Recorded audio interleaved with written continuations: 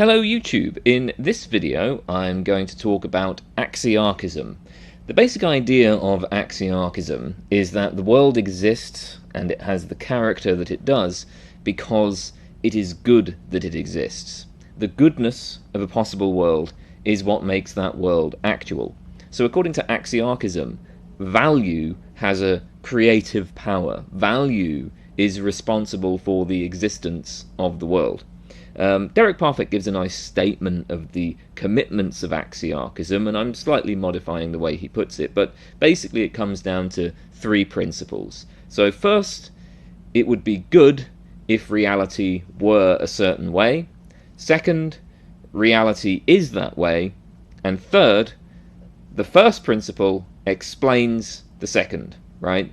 The fact that it would be good if reality were a certain way explains why reality is that way, and that's that's the basic idea of Axiarchism, right? So it's useful perhaps to think of this in comparison to theism. The theist claims that the world was created by God.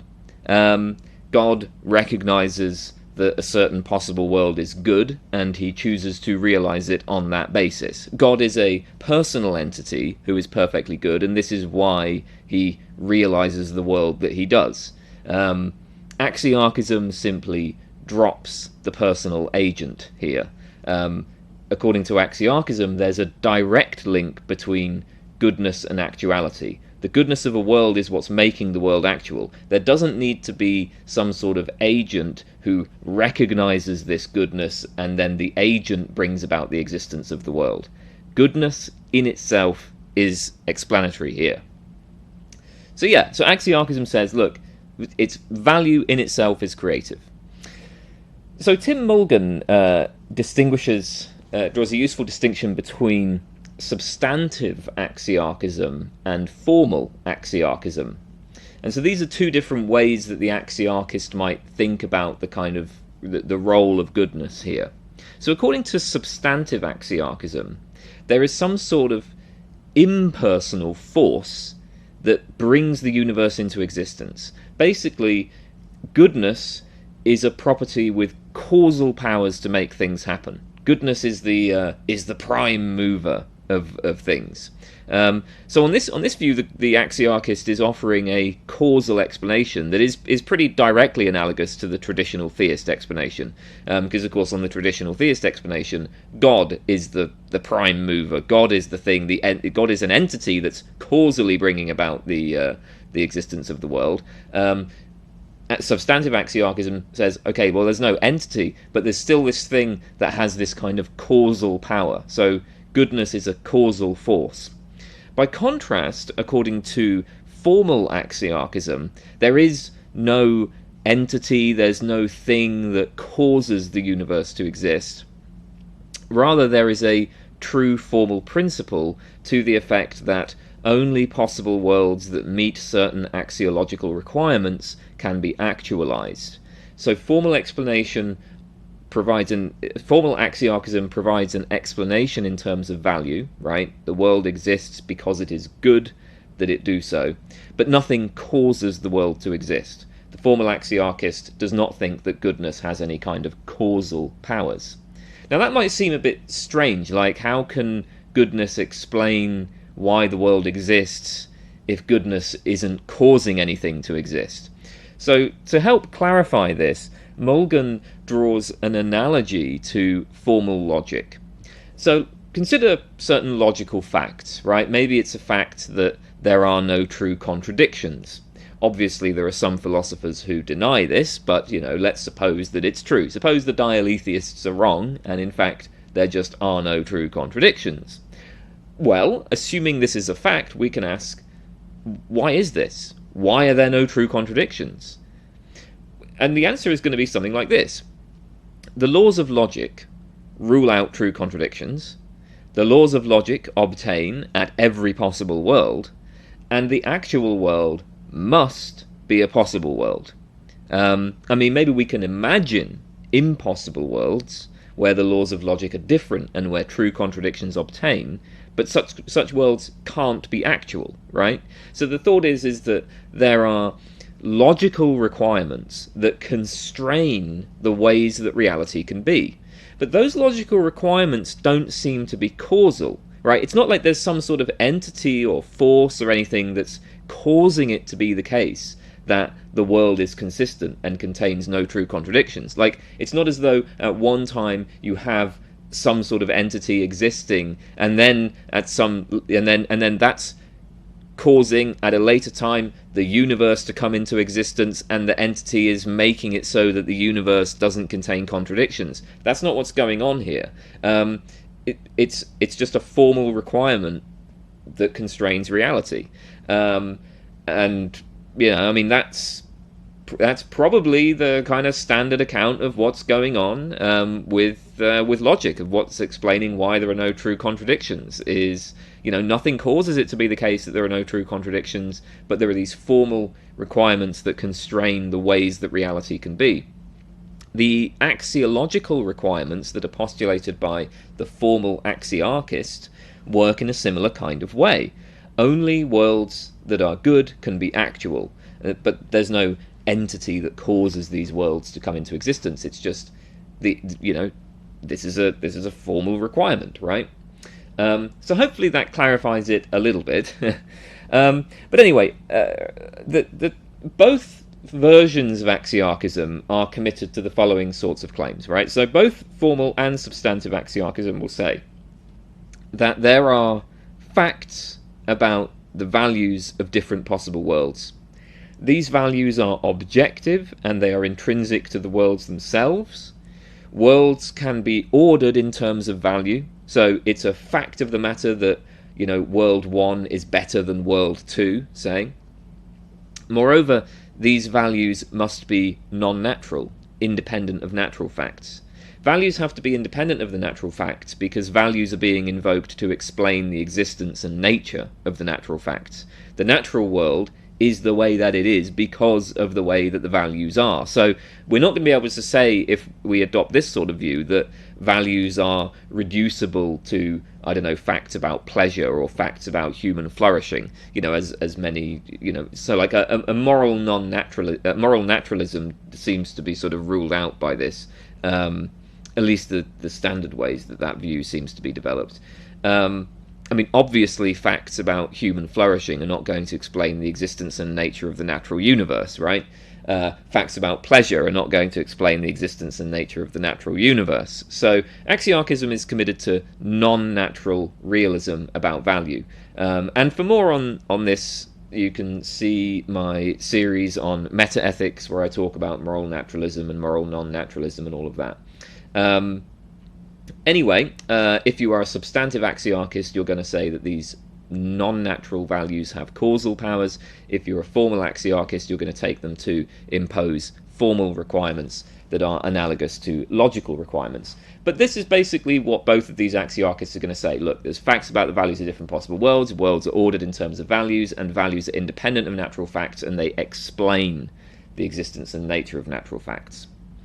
So Axiarchism is currently a pretty unpopular view, and so I'm going to go through some initial objections that we might have to this idea.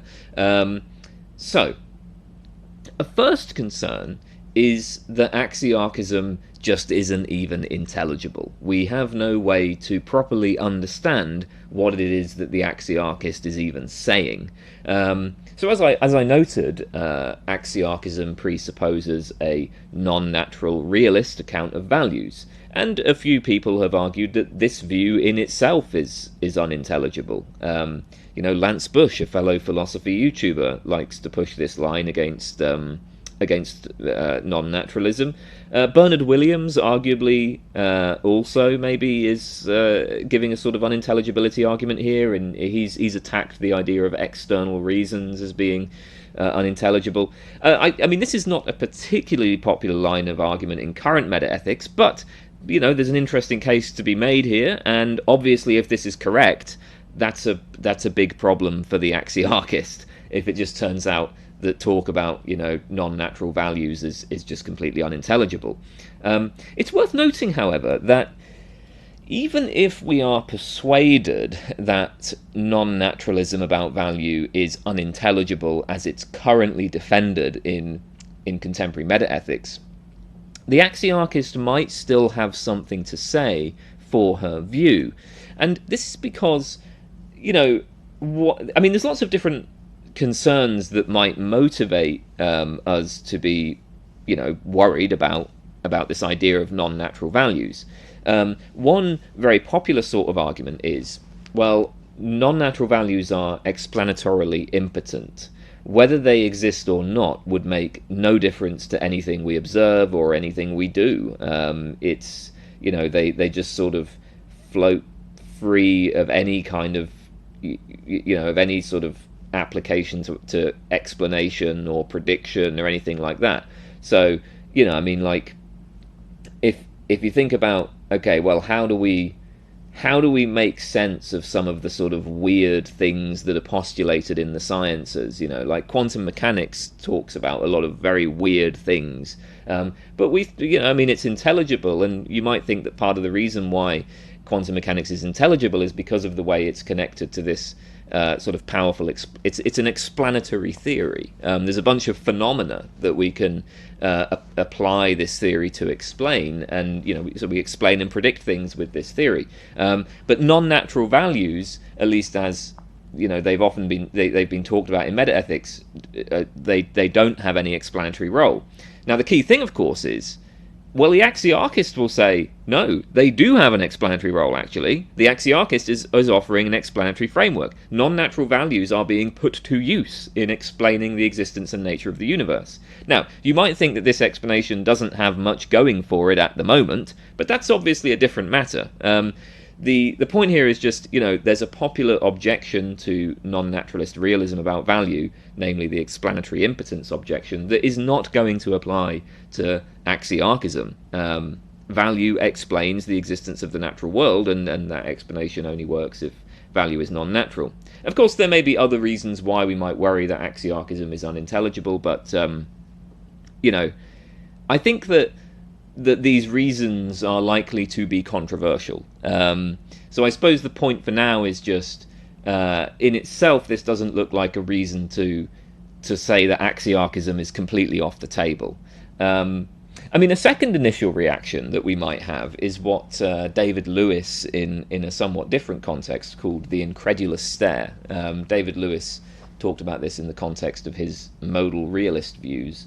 But this isn't really so much an argument, but it's just sort of the bold statement that, well, look, isn't this just absurd, right? Isn't it just absurd to say that, like, goodness could be responsible for the creation of the universe? That's just crazy, isn't it? Goodness just isn't the kind of thing that can have a creative power. I suppose if you wanted to make this argument into something a little bit more respectable, you could put it in sort of Morean terms. You could say something like, well, it's just obvious common sense, isn't it, that goodness isn't the sort of thing that has this kind of creative power, and that's more obvious than any sort of philosophical argument you might try to give in favor of that claim. Of course, this sort of move, I think, is not so much an argument. It's you're basically just saying, well, this position is absurd. I think we should be pretty skeptical of this kind of move, right? Absurdity is dependent on pretty fragile cultural conventions, and actually historically Axiarchism does not seem to have been considered particularly counterintuitive.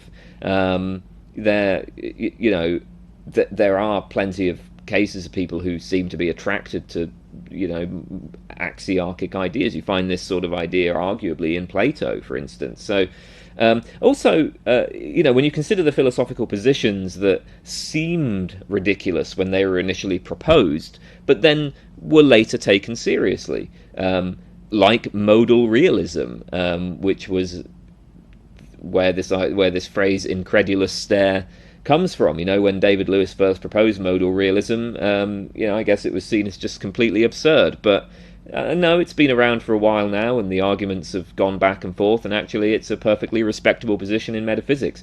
Similarly, dialetheism, the view that there are true contradictions, eliminative materialism, the view that states such as beliefs and desires don't exist, panpsychism, right? I mean, and of course, in many of these cases, it also turned out that there are actually quite rich historical traditions in which people explored related ideas.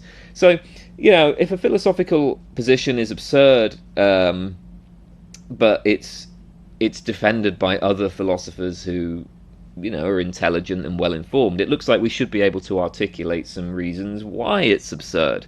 So just to dismiss it as absurd without articulating these reasons is simply dogmatism. I think it's worth keeping in mind as well that what we're talking about here is a theory about the origin of the universe, the ultimate origin of the universe, or perhaps the ultimate origin of the multiverse, if of course there's more than just this universe. But anyway, it's the ultimate origin of reality. That's something pretty far outside of our ordinary experience and ordinary ways of thinking. It wouldn't really be surprising if the correct view here is something really weird. Okay, so let's turn to what I think are some slightly better objections. So another worry about Axiarchism is that it postulates a completely new kind of explanation that has no analogy in our general experience. This is a point I think Richard Swinburne made this point in an objection he raised to Derek Parfit. So there are many explanations of things. We give explanations in all sorts of circumstances, right? And the point is that Swinburne makes this point that we can sort of identify these two different types of explanations that we give of things. There are explanations that appeal to purely causal, mechanistic factors. The vast majority of scientific explanations are like this. I can explain the appearance of white streaks in a cloud chamber by telling a causal story about how a charged particle has ionized the molecules in the chamber, and so on. Or I can explain the growth of a multicellular organism by appealing to details of cell division and the information encoded in DNA. So, this is a type of explanation, causal explanation. I explain X by appealing to the causal factors that made X happen. Similarly, there are plenty of explanations that are personal explanations. So I explain by appealing to the action of an agent. So I can explain the existence and features of a library by appealing to the intentions and actions of the people who built the library. When it comes to the universe in general, the atheist will favour a purely causal explanation if, of course, they give any explanation at all. I mean, they might just say that there is no explanation, but if they give any explanation at all, it's going to be a causal explanation. A theist is going to favour a personal explanation. And those are the two types of explanations available. Those are the types of explanations that are consistent with our general background knowledge about how explanation works. By contrast, there are no explanations or no ordinary examples of explanations where we say that something exists because it is good that it exists.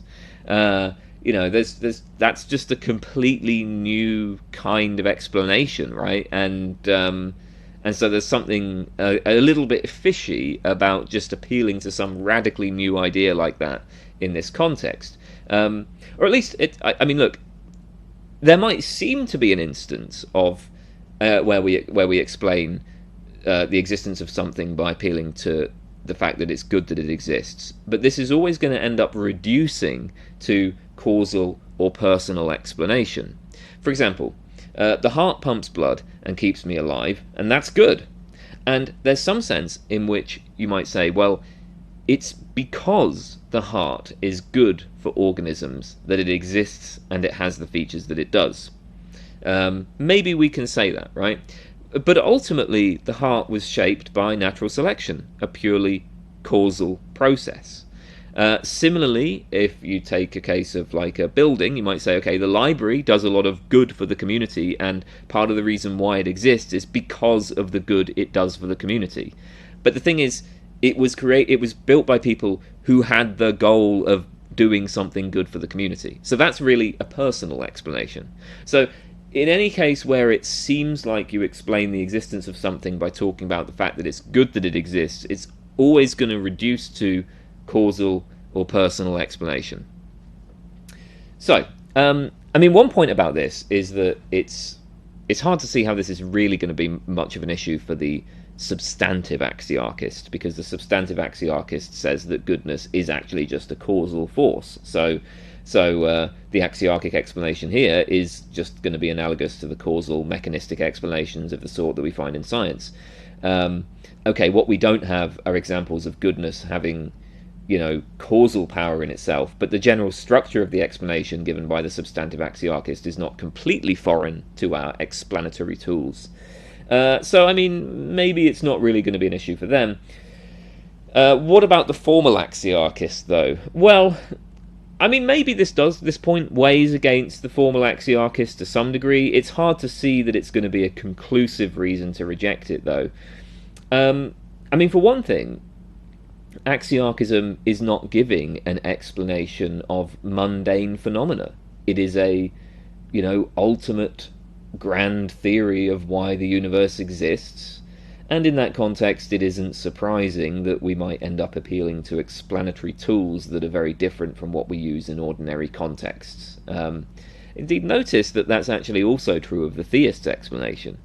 Swinburne says that the theist appeals to a personal explanation which has an analogy in mundane contexts. But obviously the personal agent postulated by the theist is completely unlike any agent that we will ever encounter.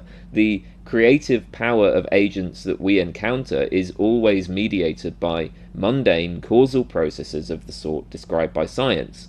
I mean, even if you think that there's some aspect of the mind that's immaterial, it's still the case that in order to act in this world, in order to create anything, we have to, do it via these causal processes that are governed by the laws of physics. The theist's creator is something outside of that. And also, I mean, if the atheist gives an explanation, a causal explanation, we might expect that the kind of cause that they appeal to is going to be quite different from ordinary causes, from the kind of causes we experience within the universe. So, I mean, in both cases, it's like, look, what we're appealing to is something that's not mundane. In any case, as we already noted, arguably there are examples of mundane explanations that are non-causal and non-personal. I already noted the analogy to explanations that appeal to logical requirements. Examples like these are a little contentious. I mean, it might be argued that these sorts of logical explanations are actually covert causal explanations. But I mean, that's not obviously the case. So, it doesn't seem like there's some conclusive case against the Axiarchist here. Okay, final initial objection that I'll talk about, and I think this probably has a little more bite than the previous three, is that Axiarchism is inconsistent with the enormous amount of evil that we find in the world. The world really sucks in all sorts of ways, right? So, Axiarchists posit that goodness is creative. The world exists because it is good. But then how do we account for the world's obvious defects? In fact, the world contains an almost incomprehensible amount of horror and suffering. And this is, of course, parallel to the traditional problem of evil for theism. So, for that reason, unsurprisingly, some of the standard responses to the problem of evil are also going to be available to Axiarchists. They might hold with Leibniz that, despite appearances, this is in fact the best possible world. Yes, there are plenty of evils in the world, but these evils are outweighed by the good, and a world with less evil would have much less good. Overall, our world has the best possible balance of good and evil. They might say that. There are also responses available to Axiarchism that may not be available to the traditional theist. So it's possible that Axiarchism actually has options that the theist doesn't have. So, for instance, according to a version of Axiarchism proposed by John Leslie, every possible world exists whose existence would be overall better than its non-existence. So basically, provided a world is overall good, it exists. But of course this leaves an enormous amount of scope for evil, even completely pointless, completely gratuitous evils. So this version of Axiarchism is compatible with, you know, lots and lots of pointless evil, right? Like as long as overall the world is good, it can contain any amount of suffering. So, you know, then, you know, I suppose you can imagine a world where billions and billions of people are just being like tortured constantly. But as long as there's enough other beings that are living good enough lives, then this completely pointless evil of people being tortured that's not a problem. Well, I mean, it's a problem, but it's not going to be in any way inconsistent with this version of Axiarchism, because we'd say, okay, well, overall, the goodness of that world outweighs the badness. The problem for traditional theism is particularly acute because God is supposed to be perfectly good and omnipotent and omniscient. You know, God has no defects whatsoever, and he has the power to realize whatever he wants. So it really does seem like on theism there's not going to be room for pointless evil, right? Like, maybe the theist can make sense of evil, but then that evil is going to have to be explained as serving some sort of greater good. And what creates a bit of an issue for theism here is that when you look at the sheer quantity of seemingly pointless evil, they have a pretty heavy explanatory burden. Because, I mean, when you look at the world in which we live, there's a lot of evils that just seem to be completely pointless. I mean, maybe they're not actually completely pointless. Maybe if we had, you know, better knowledge, we would understand why they happen. But it seems like there's a lot of evil that's just completely pointless, right? And so the theist has to do some work to explain what's going on there.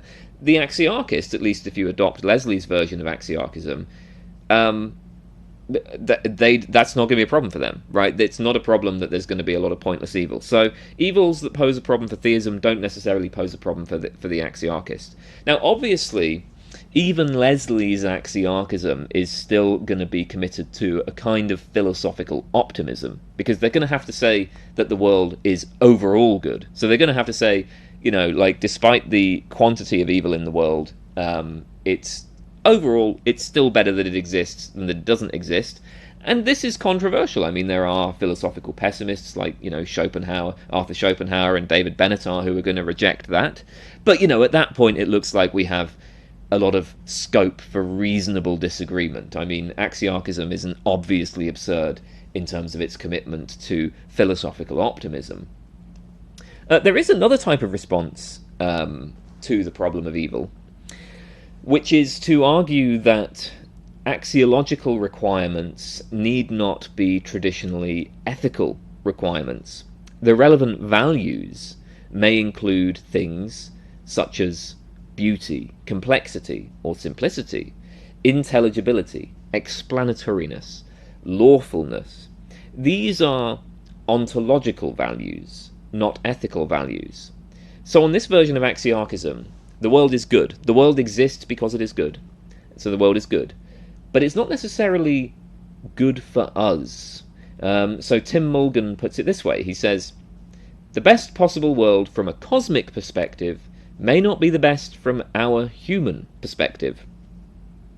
Now, of course, it's likely that whatever the ontological values are, humans will value them in some sort of way. So if we say that intelligibility is an ontological value, well, you know, we do value intelligibility because we like to understand how things work. But that's only one among many things that we value, and the point of this version of Axiarchism is there's no guarantee that the world is going to be set up in such a way as to make our lives better. It might be set up in such a way as to make it pretty terrible for us, actually. So consider, for instance, evolution by natural selection. So evolution by natural selection is fundamentally it's an intelligible, simple, law-like process. So you start with these very simple principles, right? You have variation in a population, you have heredity, so you know the variable traits can be passed on from parents to offspring, and you have differential reproduction. So the entities in the population reproduce at different rates as a result of the variation in their traits.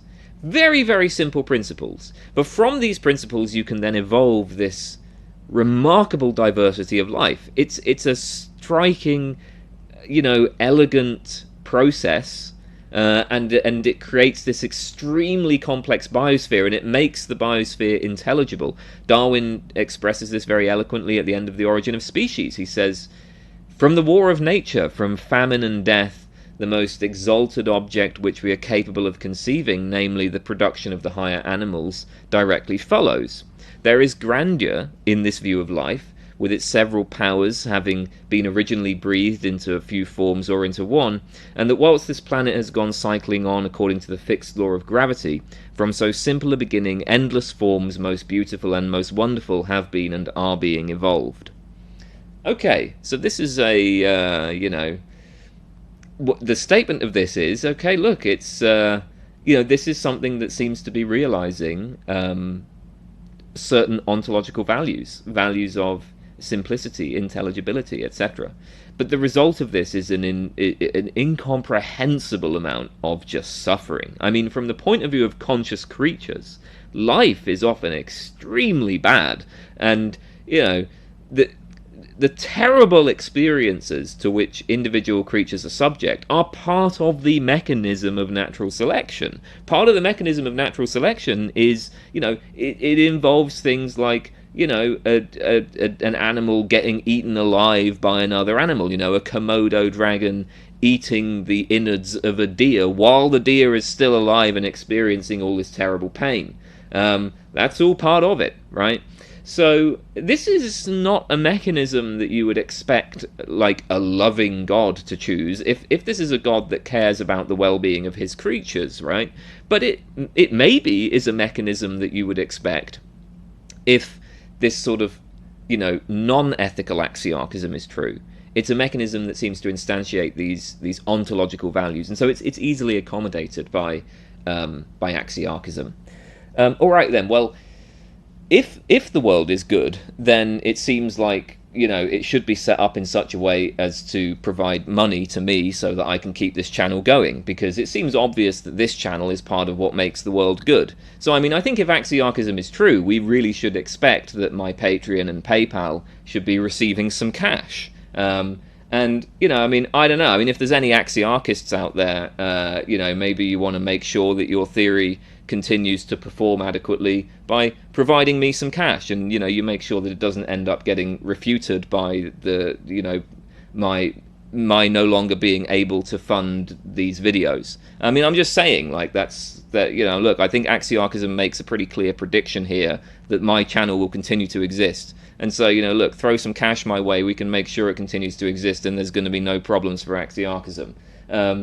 So that's my plea to the 4 people who defend axiarchism. I don't know. I think there's probably more than 4, actually. Maybe it's a bit more popular than I'm making it seem. Anyway, moving on. All right, so we've talked about some of the initial objections to axiarchism. But what are the positive reasons to believe axiarchism? So I'm going to go through just a couple of arguments here.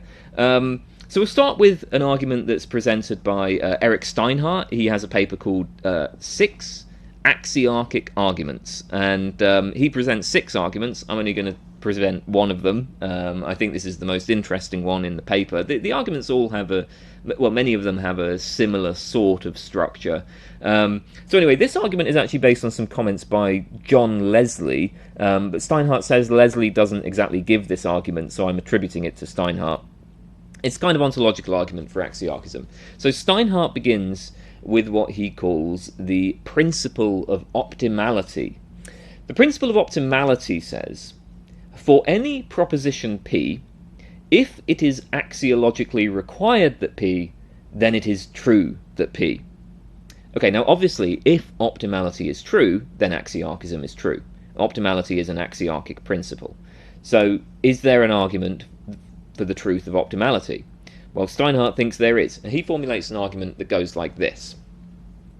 Premise 1, optimality is the best of all possible principles. Premise 2, any true principle is better than any false principle. Premise 3, there are some true principles. So, it follows, if optimality is false, then there are some principles better than optimality. This follows from premise 2. If optimality is false, there are some principles better than optimality. But that would contradict premise 1. So it follows that optimality is not false, and then by the law of excluded middle, optimality is therefore true. So I mean, really we have 3 key premises here. Those first 3 premises are the key points of the argument. So let's go through them. So first premise, optimality is the best of all possible principles. Why would this be the case? Well, Steinhart says that this is analytically true. It's true just in virtue of the meaning of the terms. If you understand what this premise is saying, you will see that it must be true.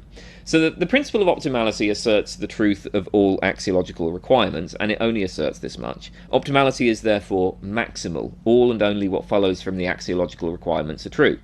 So, like, suppose it were the case that it were axiologically required that P, but it were not true that P. Well, in that case, things would be axiologically incomplete, not as good as they could be due to not instantiating all that is good. Or suppose it were axiologically required that not P, but it were true that P. Well, that would obviously be bad. That would be to say that there's something true that violates what's axiologically required. So, you know, once you understand optimality, what optimality is saying, because optimality is just saying, look, if it's axiologically required that P, then it's true that P. Once you understand what that's saying, you're going to see, okay, that is the best possible principle. It asserts the truth of these, of all of the axiological requirements, and you know that would just be to say that it's you know things are as good as they can be, pretty much by definition. All right, the second premise. Any true principle is better than any false principle. The basic idea here is truth is better than falsity. Again, Steinhart takes this to be analytically true. Indeed, he suggests that to deny this involves you in a kind of pragmatic contradiction, because any argument that falsity is better than truth would only be convincing if it proceeded from true premises. So whenever we give arguments, we presuppose that truth is better than falsity. The only way I'm going to convince you otherwise would be by presenting a bunch of true premises. So you know, I'm presupposing that the truth is what you're after. Now, I think that this is pretty clearly questionable. It seems to me to be the point of the argument where things are at their weakest. I mean, you know, let's say you just accept this pragmatic contradiction idea. Really, all you can conclude from this pragmatic contradiction claim is that truth is better than falsity in the context of giving arguments. I'm not sure this allows us to conclude that truth is better than falsity in general. In fact, there are other contexts where it seems obvious that falsity is better than truth. For instance, if I want to tell a lie, there's lots of situations where I might want to tell a lie and where it might actually be good for me to tell a lie. I mean, unless you're like a hardcore Kantian or something. But I think most people would say, yeah, there's some situations where it's actually just good to tell a lie. And then isn't falsity better than truth in that situation? Or let's say that I want to creatively explore alternative ideas to my own in order to think through the challenges to my own views. There's a point that's made by a lot of people. John Stuart Mill and Paul Feyerabend, for instance, have both argued in favour of proliferating alternative theories and exploring ideas that you think are false, because one of the things is that even if you have true beliefs, right, the thought is, well, you can only properly understand a true position if you have considered it in relation to the false ones and considered the challenges posed by the false ones. So if what I'm interested in doing is I'm like, right, I want to, look, I'm pretty sure that this idea is true, but, I need to kind of think, in order to properly understand it, I got to think of it in relation to these false ideas. Well, that's a situation where I'm going to want to explore falsehoods, and in that context, falsity is good. It's not obvious. Well, no, I mean, truth wouldn't be better than falsity there. There's context where I might actually want falsehood. I mean, additionally, really, I think what this premise 2 is asserting is that what premise 2 is asserting is that it's better for an abstract principle to be true rather than false. But Steinhart's justification for this is more about how truth is better in contexts concerning what we believe or what we assert or what we argue. It's one thing to say that for any given person, it's better for that person to have true beliefs rather than false beliefs. It's better to believe true principles than to believe false ones. That's a pretty, intuitive claim, right? That it's better to have true beliefs than false beliefs. I mean, that claim in itself is controversial, but you can at least see the intuitive appeal of that. So that's a sense in which truth is better than falsity, that it's true beliefs better than false beliefs.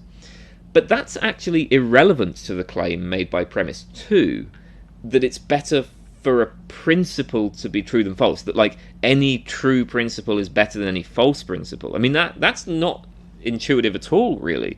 I mean, like, suppose you take the principle, if X is a state of extreme suffering, then X exists.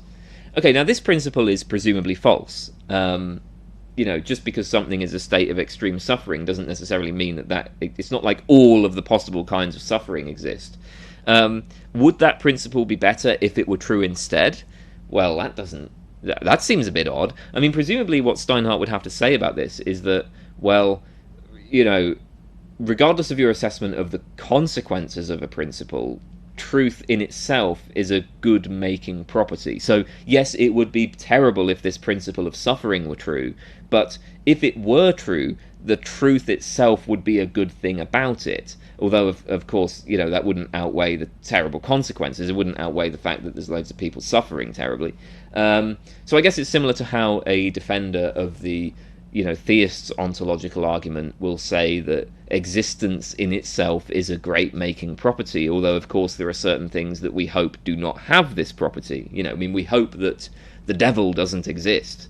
But if he did exist, existence would be one of his good properties. Maybe he'd say something like that. But that's not so intuitive, and I don't think that this sort of claim is analytically true, and so I'm not really sure how Steinhart would really be defending this idea. Okay then, third premise. There are some true principles.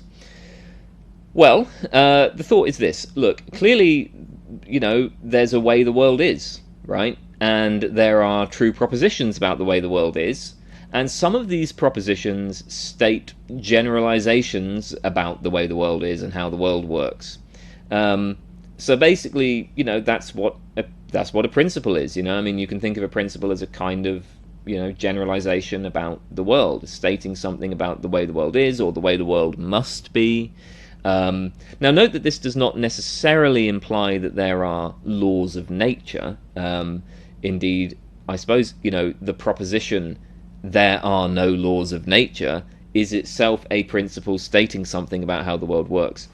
The point of this third premise, at least as I understand it, is simply that we can state in general terms things about how the world is. It's probably not too controversial. That seems to be presupposed in the fundamental sciences and so on. So this I think is a less controversial part of the argument. Anyway, there are obviously some controversial premises here, but assuming we accept these three claims, we can run the argument for optimality. And actually, this statement of the argument, I've slightly expanded it in terms of bringing out the contradiction. But you have optimality is the best of all possible principles. Any true principle is better than any false principle, and there are some true principles. Now, it follows that if optimality is false, then, given that any true principle is better than any false principle, if optimality is false, there are some principles better than optimality, and if there are some principles better than optimality, then optimality is not the best of all possible principles. But that contradicts the assumption in 1, so it must be the case that optimality is not false. So, by the law of excluded middle, optimality is true. Now, of course, another point on which we can put pressure on this argument is the law of excluded middle. Maybe you'd say, well, optimality is neither true nor false. Maybe the very concept of a, best of all possible principles is just not sufficiently well defined to have any clear truth value. Or maybe this sort of heavy-duty metaphysics is beyond what we can intelligibly talk about, or whatever. I mean, there are, again, going to be arguments here that actually the principle of optimality is just neither true nor false. So the law of excluded middle is going to be rejected here. But yeah, if you accept those three premises and the law of excluded middle, then maybe you've got an argument for Axiarchism. Alright, so that was a kind of ontological argument, a sort of a priori argument for Axiarchism.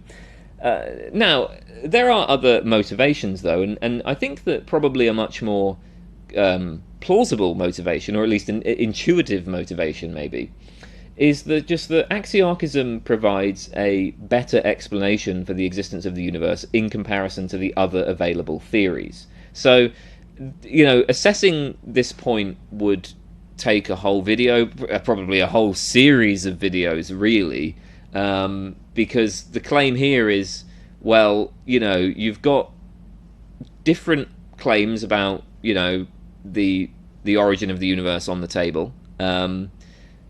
Traditionally, the argument in Western philosophy has been between kind of atheistic naturalism and theism, right?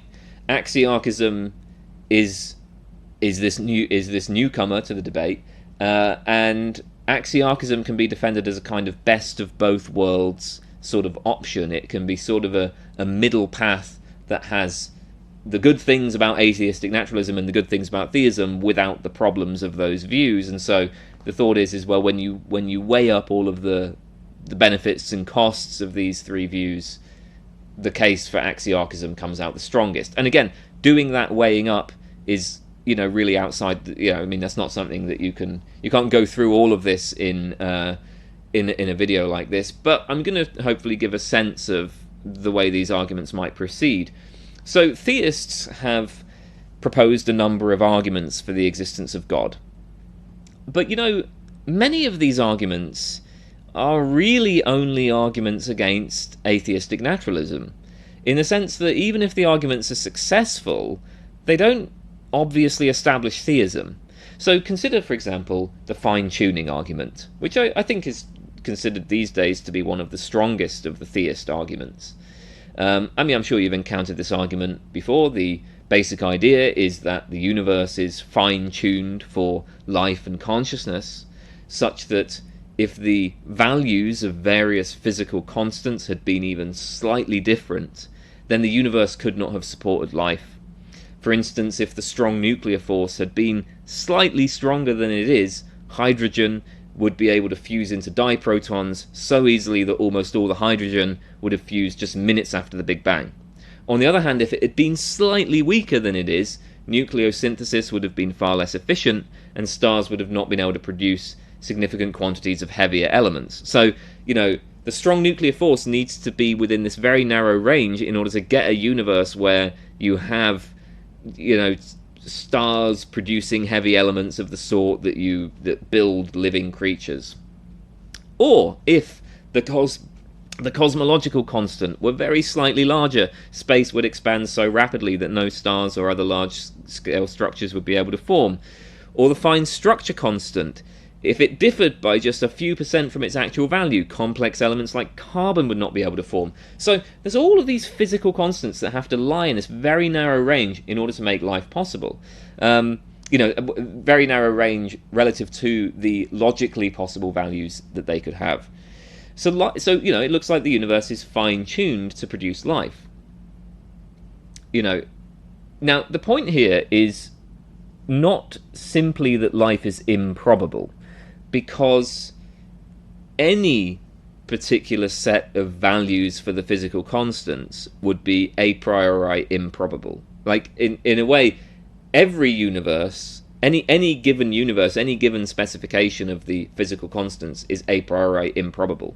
What's puzzling is that life is also unusually valuable, okay? So the thing that requires explanation is that we have the specific things required to realize something that's uniquely valuable. So by analogy, imagine you flip a coin 100 times in a row and you land heads every single time. In itself, landing heads 100 times in a row is no more improbable than landing any other specific sequence. So if you consider two sequences of coin flips, where in the first you land heads 100 times, and then in the second there's just a sequence that kind of looks random, well, if you take those sequences, each one a priori, each one is not, you're not more likely to get sequence 1 than you are to get sequence 2, right? Prior to actually flipping the coin, the head sequence is not more improbable than the other sequence. Even so, if we were to land heads 100 times, right, we would suspect that something fishy is going on. Whereas if we had landed that second sequence, well, you wouldn't suspect anything fishy is going on. If you land heads 100 times, something fishy is going on because of the fact that that sequence has these features that are special to us. It's the striking regularity of the sequence, right? I mean, suppose that it wasn't just that you landed that second sequence. Suppose it was that you predicted it before flipping the coin, right? So you predicted, heads, tails, tails. You predicted exactly the sequence that you would get. Well, in that case, the sequence would have, if you then landed it, well, that sequence would have features that are special to us, and it would again cry out for explanation, right? It's like, that's not just going to happen by chance, is what you would say.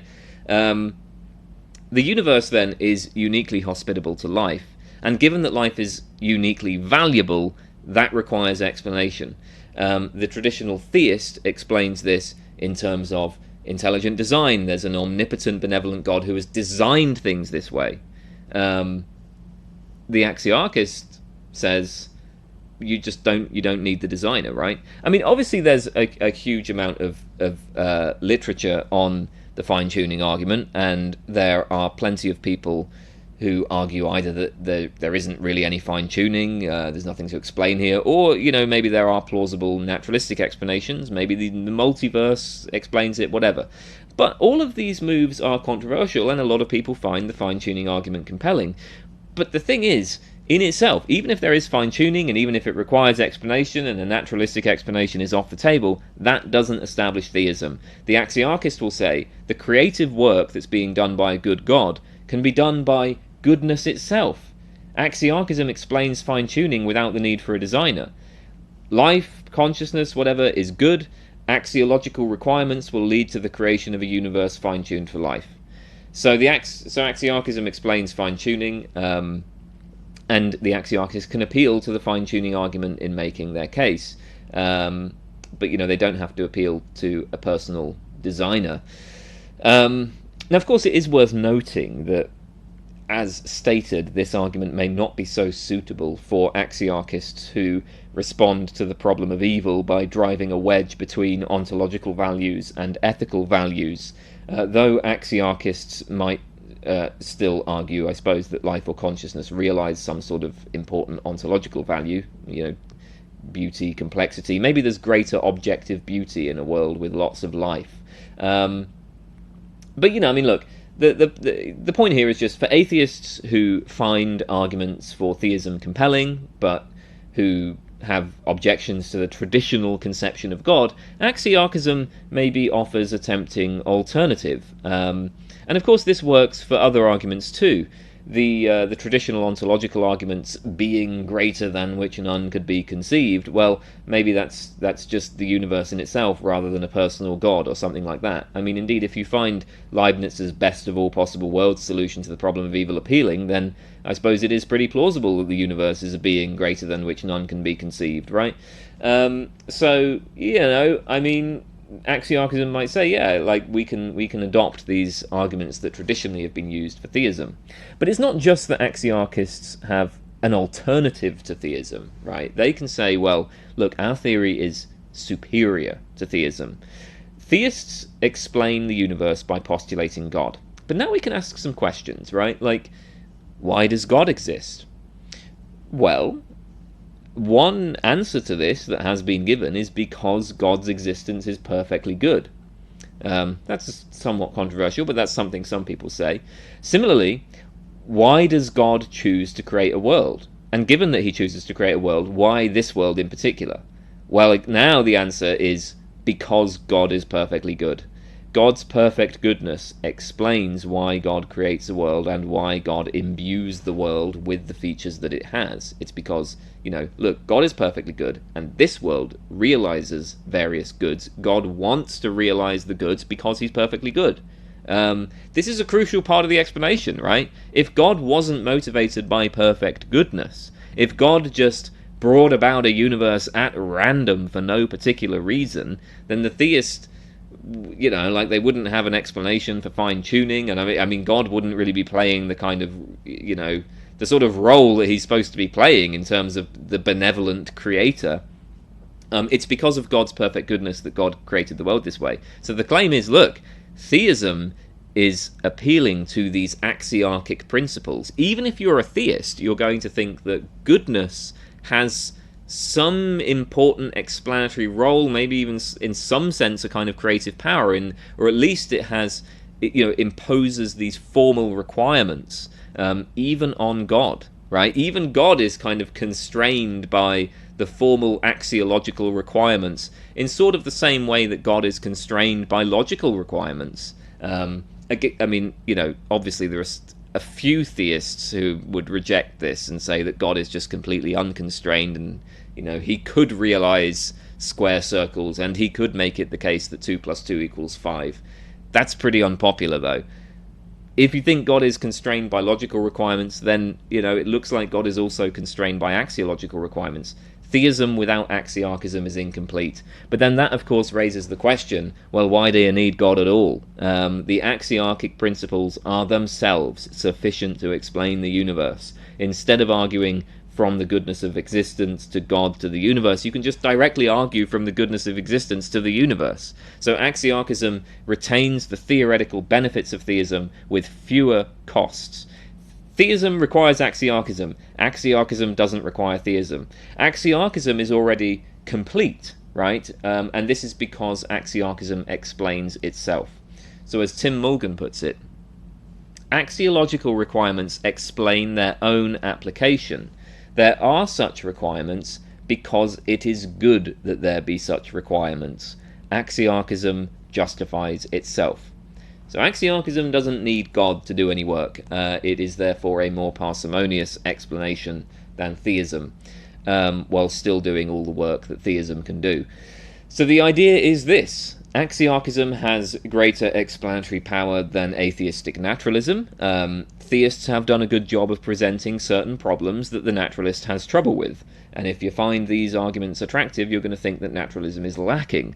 But axiarchism is also a better explanation than theism. It's more parsimonious. It doesn't sort of require this. God has all sorts of logical, metaphysical problems that the axiarchist doesn't have. So overall, we should prefer axiarchism. It's the best of both worlds.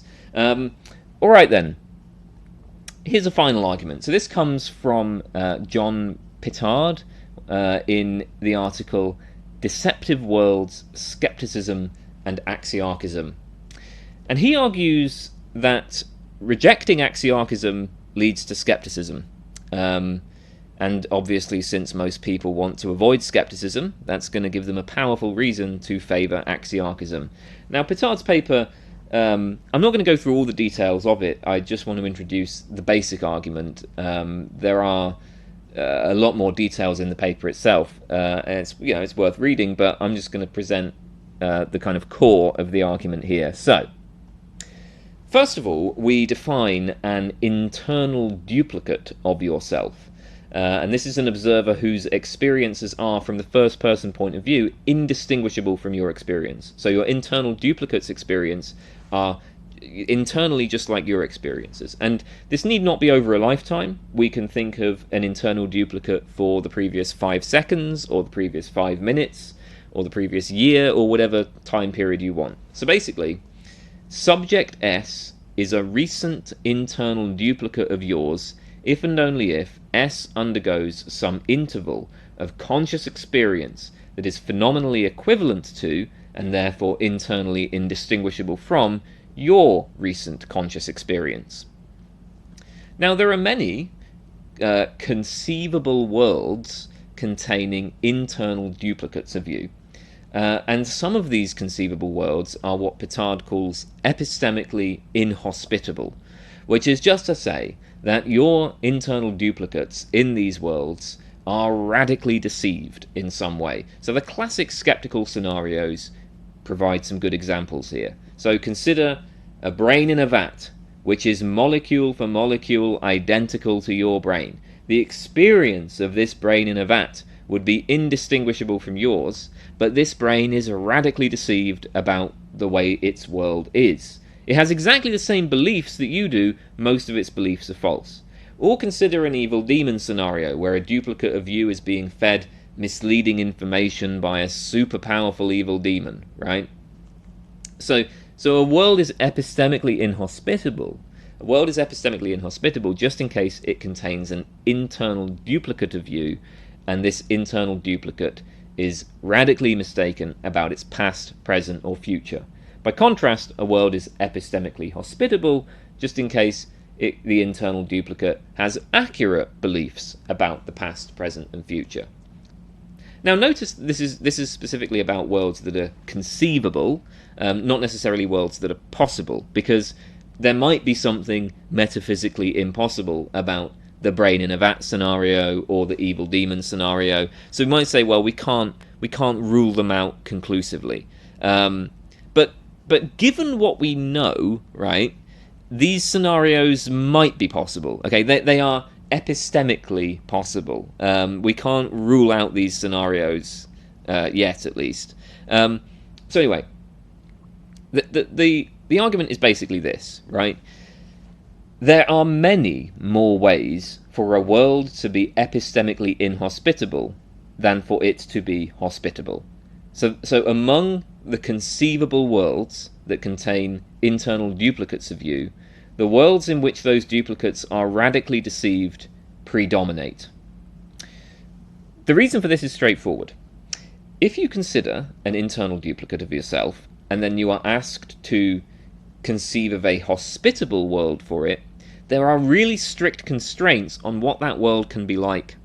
So for one thing, just by definition, the world has to closely match the way that the duplicate believes it to be, at least in certain important respects, right? It has to closely match your beliefs about the past, present, and future. And this fixes the age and size of the universe, the kinds of objects and properties within the universe, the general physical laws of the universe, the distribution and nature of other minds within the universe. The world must contain a planet very much like Earth, populated by beings very much like the beings that we think exist on Earth, and so on. There's very little room for variation here, if you want a hospitable world for your duplicate. By contrast, now consider an internal duplicate and create an inhospitable world for it. Well, now there's very few constraints. All that's required is that the duplicate be caused to have experiences that match yours. But that could be achieved by a brain in a vat, a computer simulation, an evil demon, a concrete world that came into existence 5 minutes ago, some sort of dream state. I mean, all kinds of things could produce this. And then, of course, the rest of the world, beyond whatever causes are directly impinging on the experience of your duplicate, the rest of the world beyond that can differ in any way imaginable. The planet might be radically different, or maybe there's no planet at all, right? I mean, like, it's totally different physical laws, totally different minds, totally different sorts of objects, a completely different age for the universe. I mean, anything. You can just differ it however you want, right? So epistemic inhospitableness is far less demanding than hospitableness. There's many more ways to vary it. There's far fewer constraints. The inhospitable worlds predominate, right? If this is correct, then prima facie, other things being equal, your world is probably an epistemically inhospitable world, right? You probably live in an epistemically inhospitable world, which is just to say you are probably radically deceived about the way the world is. Again, the reason for this is straightforward. Suppose you've pulled a ball out of a jar that contains thousands of balls. You can't yet see the color of the ball, Now, what you know is, all you know is this. You know that 99 out of every 100 balls in the jar is black, while 1 out of every 100 is red. In the absence of further information, how confident should you be that you've selected a black ball? Well, it seems like you should be very confident about this. I mean, certainly it would seem to be irrational to think that you have selected a red ball. Now, of course, in principle, there might be some other factor here that has biased your choice towards a red ball. Maybe the way this has worked is that the black balls were added first, the red balls were put on top at the end, and then you were one of the first to select a ball, so you selected a ball from the top. In that scenario, a red ball would be more likely, despite the predominance of black balls. But without that further information, if all you know is that the black balls predominate, and you've just selected a ball, then you should expect that you've selected a black ball. At the very least, you know, you wouldn't be taking a bet on the claim that you've selected a red ball, right? And so it's the same point with epistemically inhospitable worlds. The vast majority of conceivable worlds that are associated with your exact experience are inhospitable. So you probably, you know, in the absence of further information, you're probably in an epistemically inhospitable world, and that is just the skeptical conclusion. You are probably radically deceived about the way the world is. So this is a, you know, positive argument for the claim that actually you're probably in some sort of skeptical scenario. Now, there are a couple of ways to resist this. One is to present a positive reason for thinking that our world is probably epistemically hospitable. You could also try to undermine the inference from the predominance of epistemically inhospitable worlds to the conclusion that you're probably in an epistemically inhospitable world. But it looks like, you know, at least for Petard, the most plausible option here is, well, what we want to do is try to present a positive reason for thinking that although the epistemically inhospitable worlds predominate, that our world nevertheless is probably epistemically hospitable. So we want a reason for thinking that there's something going on, like I said in the case of the jar, where although the black balls predominate, okay, the red balls were added last, and then you were taking a ball from the top, right? In that situation, it's like there's a mechanism that makes it so that you are kind of biased towards the red ball rather than the black balls. So we want a positive reason for thinking there's something that's biasing things towards the epistemically hospitable worlds. And according to Petard, the only plausible reason here is Axiarchism, right? So, look, true beliefs are valuable. Worlds that are epistemically hospitable are, other things being equal, better than those that are not. Since the Axiarchist believes that reality is ordered towards goodness, she has a reason to expect that the world will be ordered in such a way as to produce reliable beliefs in its inhabitants. So although inhospitable worlds predominate, we should still expect that the actual world is hospitable. So how might we resist this argument? Well, there are several options. I mean, one option is to argue that epistemically inhospitable worlds do not predominate. You might say, look, yeah, I mean, maybe they're conceivable, in some sense of conceivable, but they're not actually metaphysically possible. So if we have a convincing argument for the metaphysical impossibility, then we can just rule out such worlds. They're not really on the table. And there are some arguments against skepticism which try to show that skeptical scenarios are simply incoherent. Hilary Putnam has proposed an argument against some brain in a vat scenarios. Donald Davidson has an argument that it follows from the nature of beliefs that most of our beliefs must be true. I have a video on Putnam's argument that I will pin in the comments. Similarly, Petard notes that wide representationalist theories of consciousness rule out a lot of epistemically inhospitable worlds. I mean, it would take a whole other video to go over these things, but I mean, suffice it to say that all of these options are extremely controversial. You know, I think most philosophers are probably going to say, yeah, you know, like most of these cases of epistemically inhospitable worlds are just they are possible. There's not a way to rule them out. But you might go for one of these arguments and try to show that you can just rule out these inhospitable worlds in this way.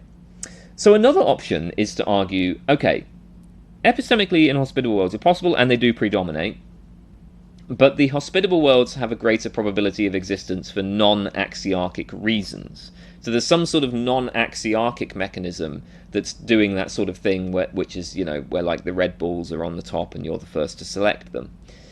So as Pitard notes, a classic move here is to appeal to simplicity. The idea is simplicity is an explanatory virtue, right? Other things being equal, we should prefer the simpler theory that explains the data, and the common sense hypothesis that my perception is reliable is the simplest explanation for my experiences. So epistemically hospitable worlds are simpler than the inhospitable ones, and that's why they're, preferred. I think the main concern about this move is, well, it's not at all clear that hospitable worlds are actually simpler. Okay, yeah, some hospitable worlds are simpler than some inhospitable ones, but consider, for instance, the evil demon world, which consists of nothing but a super powerful evil demon and then a variety of minds, or maybe even just one mind, being deceived by it. Why would that be any more complex on a fundamental level than a world constructed out of fermions and bosons? Or consider worlds where the vast majority of conscious beings are Boltzmann brains. There are in fact cosmological models of our own universe that predict the existence of Boltzmann brains, and those models don't seem to be significantly more complex than models that minimize the possibility of Boltzmann brains. Boltzmann brains are a problem precisely because they appear to follow from cosmological models that scientists have a good reason to take seriously. So even if we consider only worlds governed by physical laws similar to ours, there may be a high probability of inhospitableness. I have a video on Boltzmann brains that I'll pin in the comments. But yeah, it's obviously going to be questionable whether the inhospitable worlds actually are significantly more complex than the hospitable ones. There's another point here as well, which is, remember that one version of Axiarchism is this non-ethical Axiarchism that says, well, the axiological requirements are actually ontological values, and of course simplicity is an ontological value. So one question that we might ask at this point is, well, why on earth do we think that the world is simpler? Why should we think that?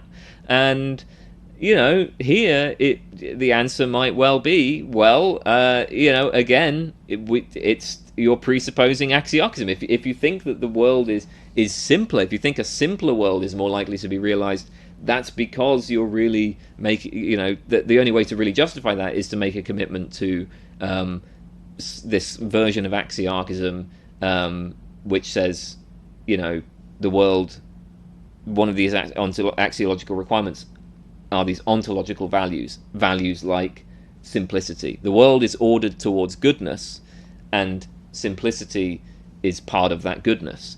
So actually simplicity doesn't obviously avoid the commitment to Axiarchism. So one question about Pitard's argument is whether Axiarchism is actually enough to avoid the skeptical conclusion. If the world is ordered toward the good, does this justify a high probability that the world is epistemically hospitable? Well, not obviously. So first of all, as we noted earlier, Axiarchism does not necessarily claim that the world is good for us. The axiological requirements might be ontological values rather than ethical values. But the thing is that in that case, our ability to form true beliefs is just irrelevant. It's like, yeah, maybe it would be good for us to have true beliefs, but so what, right? It doesn't matter what's good for us.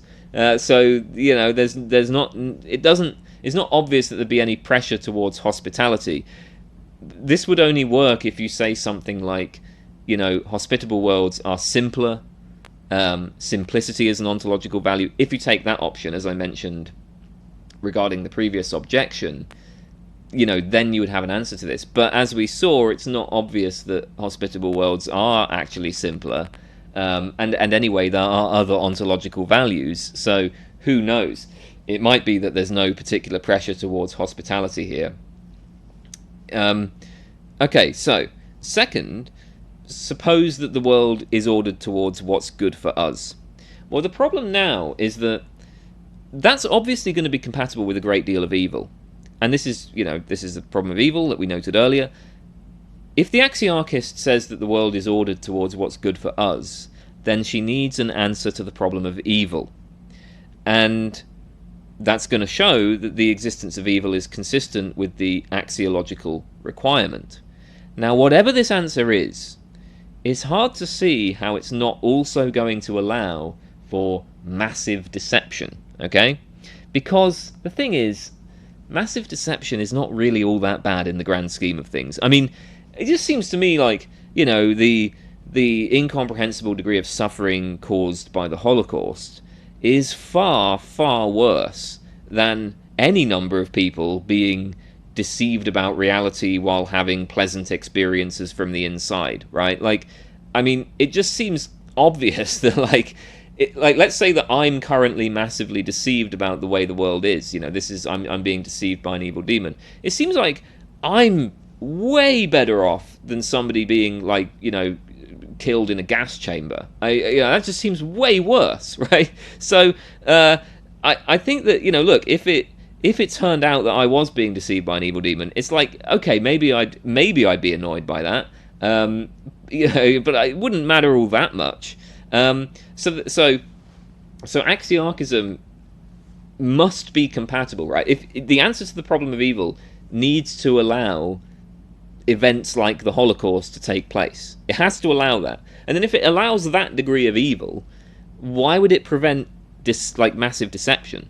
It looks like Axiarchism is just going to be compatible with massive deception. But then if Axiarchism is compatible with massive deception, is it really going to raise the probability of hospitality all that much? So the Axiarchist who wants to make Pittard's argument, I think, faces a dilemma, right? On the one hand, if the axiological requirements are non-ethical, then there's no reason to think the world is good for us, and so, no reason to think it's going to be favourable to us having true beliefs. On the other hand, if the axiological requirements are ethical, well, the world is good for us, but now we need an answer to the problem of evil, and that's going to allow for evils that are far greater than the sorts of deceptions that are involved in inhospitable worlds. So, it's questionable whether Axiarchism is really going to increase the probability of hospitable worlds all that much.